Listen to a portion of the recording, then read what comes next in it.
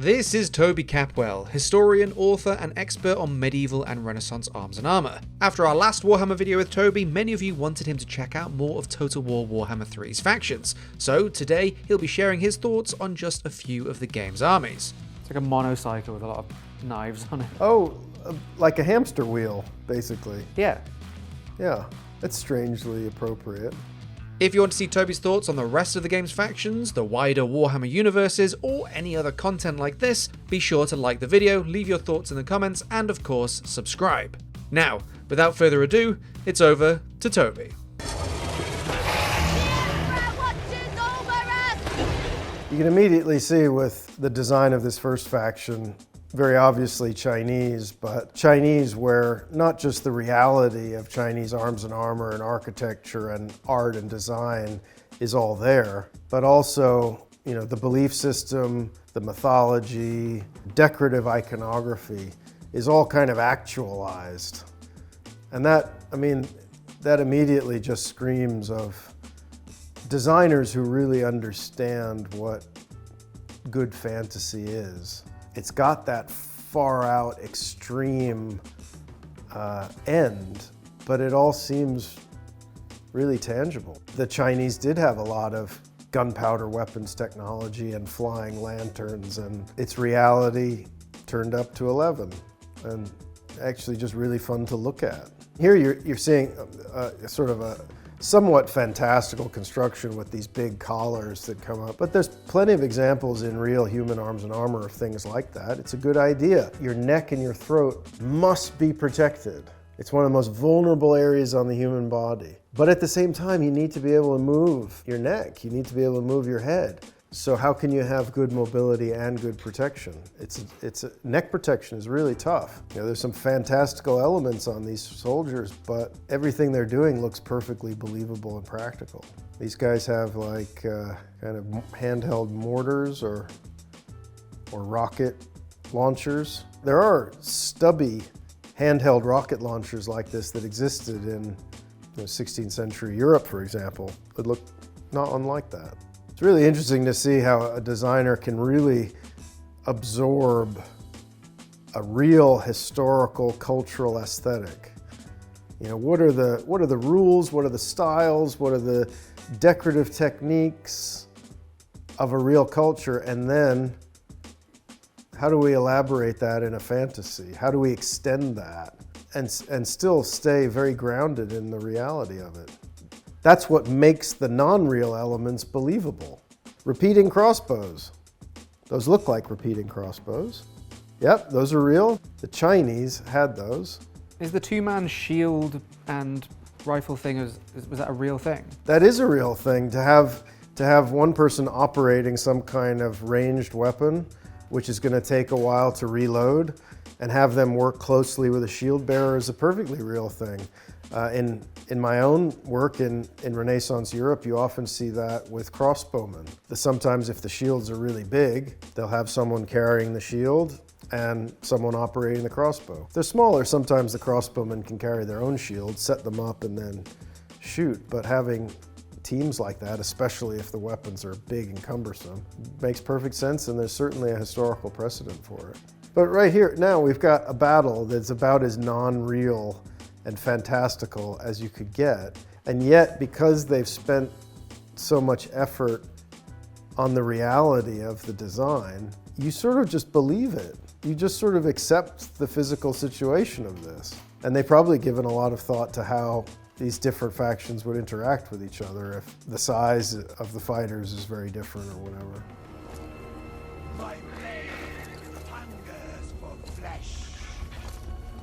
Of course, there's also the level of fantasy where you have to see how crazy it can get as well. Even at its craziest, Warhammer is strangely plausible. It has this physicality about it.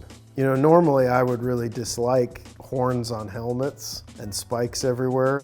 It's a level of impracticality that usually irritates me, but in the case of Warhammer, I can't even really explain why it doesn't bother me.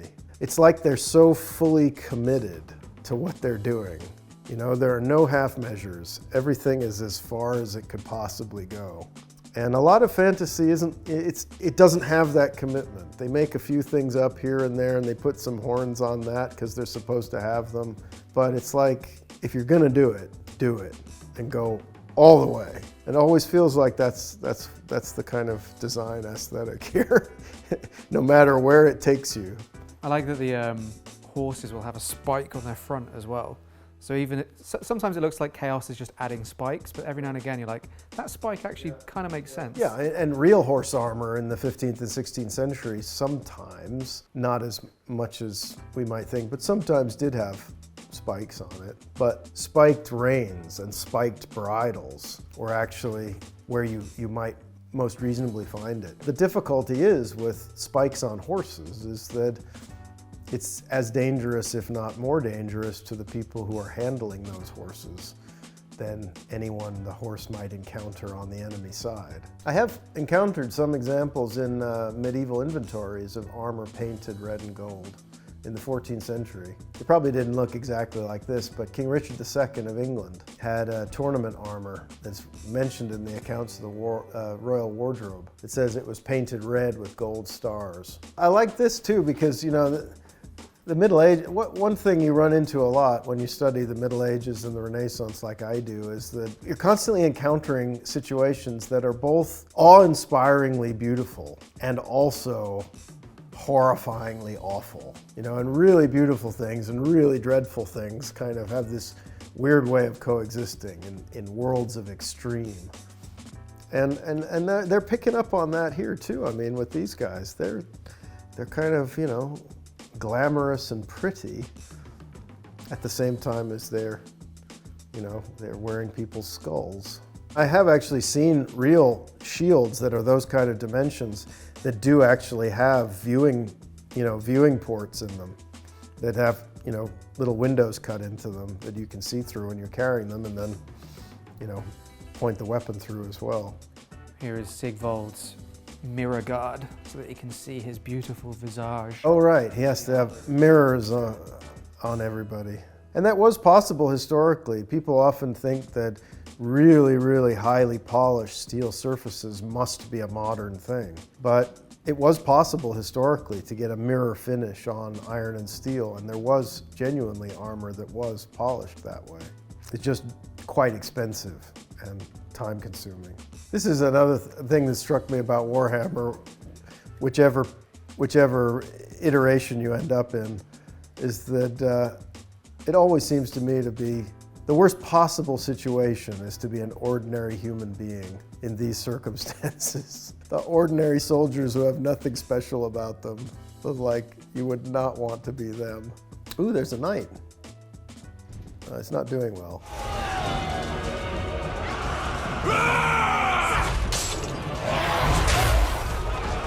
I like this idea of like an individual combat breaking out between knightly champions in the middle of a larger battle. That's something that did genuinely happen.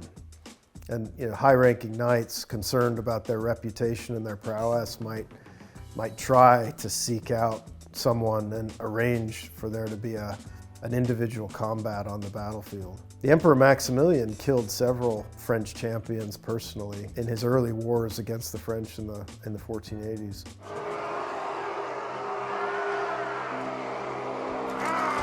Dwarves. Ideas about dwarves are now well solidified in modern culture thanks to the Lord of the Rings films and so forth. Interesting thing about dwarves, because they're so identified with, you know, stonemasonry and fortifications and mining, there's a sense where architecture becomes kind of like part of their bodies almost. And their armor and their weapons look more architectural than elsewhere. I see fighting naked and blue tattoos, and I instantly think about those Picts. There were quite a number of different ancient peoples, the Bronze Age and earlier, who fought basically naked. The Picts are famous for supposedly painting themselves. But if you imagine in a culture where almost everybody involved in the military process wears armor and as much protective equipment as they can afford or organize, turning up naked, it would make a statement. Helicopters. Wow. Dwarf gunships.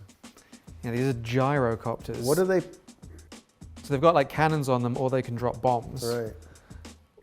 What is powering these things? You'd have Not to ask, explained? You'd have to ask a dwarf. Have to ask someone who's more, ask the dwarves. It reminds me of something you said, I think, when we last recorded. Why are they on the ground? Shouldn't they be like dropping bombs or something? Isn't that what air power is for? If you have the potential to drop bombs on the enemy Right. in a battle like this, Yes. why would you not just do that? Right. So there's quite a lot going on all at once here over quite a large area. Is this only 2 players still, or is this? This is myself against an AI opponent. But you have to be managing all these other battles at the You same have to time. manage every unit on the map. It's just kind of interesting to see how it starts to get spread out and how they've taken enough area to give a sense of what can happen on a large-scale battle. A really big battle can break up and become several smaller battles. That's often a hard thing to get a sense of from historical accounts, but when you study medieval battles from the archaeology where it's possible, you sometimes find that there's actually a fair amount of space between different parts of the action. The Battle of Bosworth is a famous English version where Richard III was famous for going down in flames with his heavy cavalry. And then in another part of the battlefield, the Duke of Norfolk is fighting the Earl of Oxford. And that, when you read the accounts, it all happens as if it's one battle. But when you look at the archaeology, those 2 parts of that battle were a kilometer or more apart from each other. And it's really 2 battles going on separately, and very difficult to manage them together when you don't have radios and drones and things. You only know what you know in your part of the battlefield. I guess when you're playing the game, you have the opportunity to pull yourself back. But I like how they've given you a sense of different parts of the action happening over quite a large area. What are they throwing? The stone has a passenger. What, throwing an enemy? Yeah, they've tied a goblin to the stone. Historically, there are examples of using siege engines for their psychological effect by throwing severed heads and dead animals and things like that. I've never heard of tying people to the projectile. That's a new one.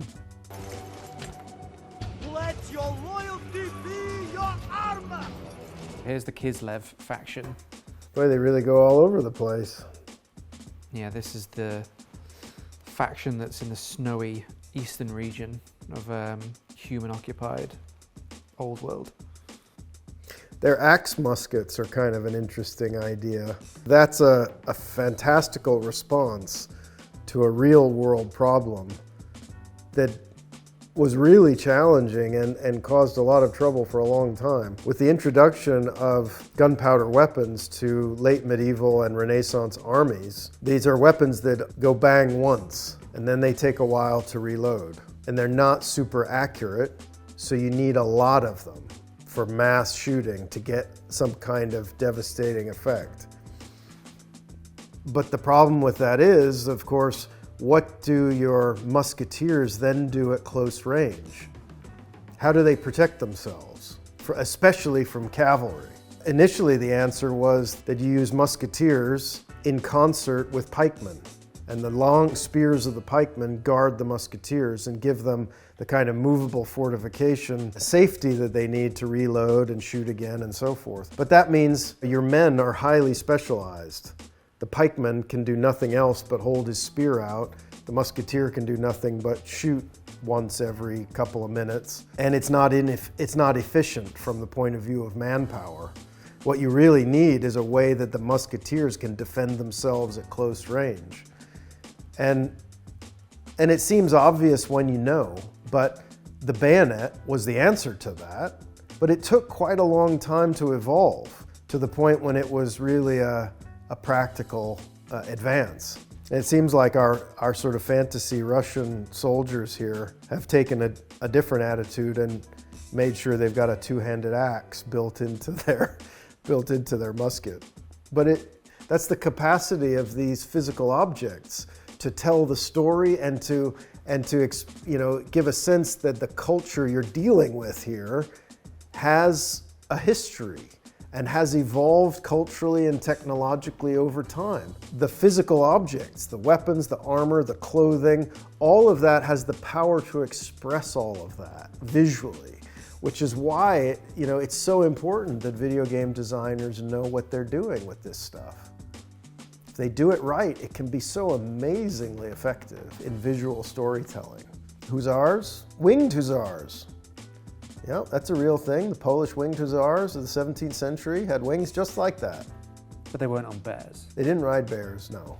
There's a lot of nice reference here to real Polish cavalry armor of the 17th century, when there was a kind of a revival, a conscious revival of armored cavalry and the wearing of plate armor. Long after it had kind of fallen out of use, it was brought back in the 17th century. You see a lot of these motifs like the embossed scales and things on the plates. There's a fabulous collection of Polish winged hussar armor in the Warsaw Army Museum. And there's not a lot written about it in the English language literature, only because it's only started to really be studied comparatively recently, but it's something I'd like to work more on. It's really, really interesting stuff. The Polish winged hussars are also characterized by having those sort of spherical guards on their spears. What was the purpose of the wings?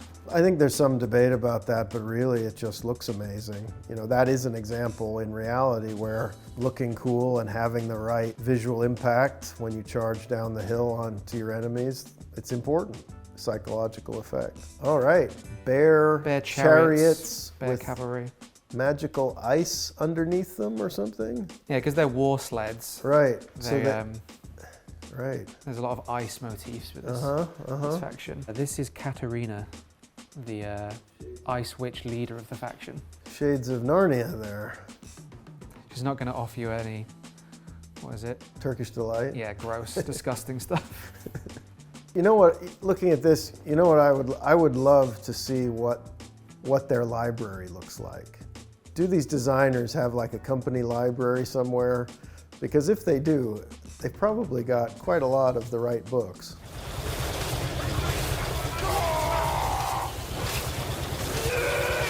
Rat people.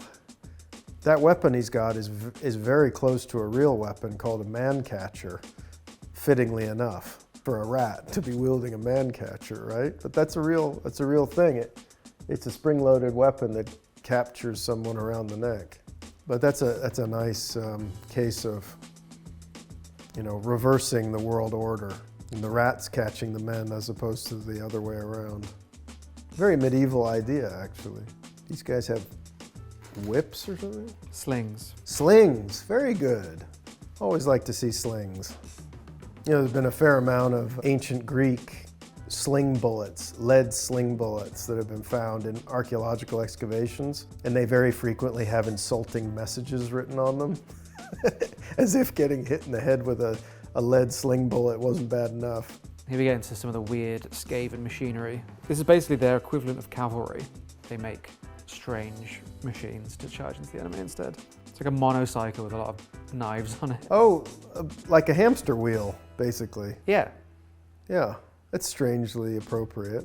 Here's the shield bearer gun teams again. Warplock Jezzails. Yeah, nice. Because a Jezzail was a real type of long musket, right? Yeah. It's most typically a kind of Afghan long gun. Oh, I love the whole reloading sequence. That's nice. We haven't seen that before. Gatling guns? Rattling gunners. That wasn't my pun, that's what they're called in game. Right. Are they hand cranked? Yeah. Weird triangular shields as well. That's an interesting reminder, though, that sometimes really departing from any sort of human practicality or authenticity, you consciously do something that no real human culture did, like shields shaped like an equilateral triangle. That can have a design benefit. That impracticality has its uses when you want something to look consciously non-human, alien, harder to identify with, harder to understand. I would never claim that doing impractical things in fantasy design is always a bad thing. Sometimes it really serves the purpose quite exactly, but it has to be done intelligently and consciously. Sometimes you get impractical things done where they're not aware that they're impractical, but I think in Warhammer they know exactly what they're doing.